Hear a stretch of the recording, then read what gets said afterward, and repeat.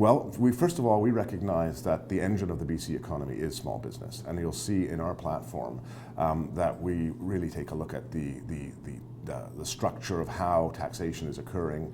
You'll see in our platform that we really are putting small business first, and you'll also see that when we outline our taxation plan, that it's a fair way. We've got a very cumbersome taxation system with all boutique tax credits, etc.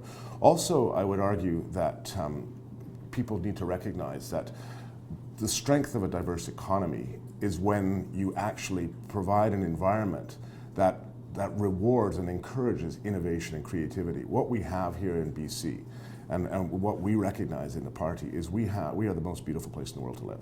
And that is a key strategic area that we have that we need to build upon. We build upon that by ensuring that we protect that beautiful place to live. And we use it to attract industry in highly mobile sectors that can go anywhere. And we can offer these businesses something that other jurisdictions can't.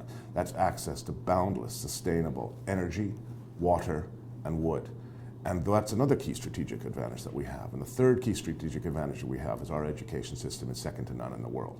So when we take our three strategic advantages, BC Greens will outline a way forward that builds on our strengths rather than chases the weaknesses. You know, I'll pivot off to tell, you know, what I stood alone, for example, in the BC legislature, stood alone for 4 years, saying it is fiscally foolish to chase an LNG rainbow. That's simply not going to happen because of a global glut in natural gas supply. And you can go back and look on record in 2012. I've still got my PowerPoint presentations. We knew that the Isthmus of Panama was widening. We knew there was infrastructure on the US coast. We knew that Australia had production coming on stream. We knew that Russia was signing agreements with Asia. And sure enough, it panned out. And so what has happened there, you know, is that the BC Liberals have picked a winner. They've picked a winning sector, and they've picked winning companies in the winning sector. The role of government is not to pick winners and losers. It's there to create an environment that incentivizes and allows innovation to flourish. That's what the BC Greens will do.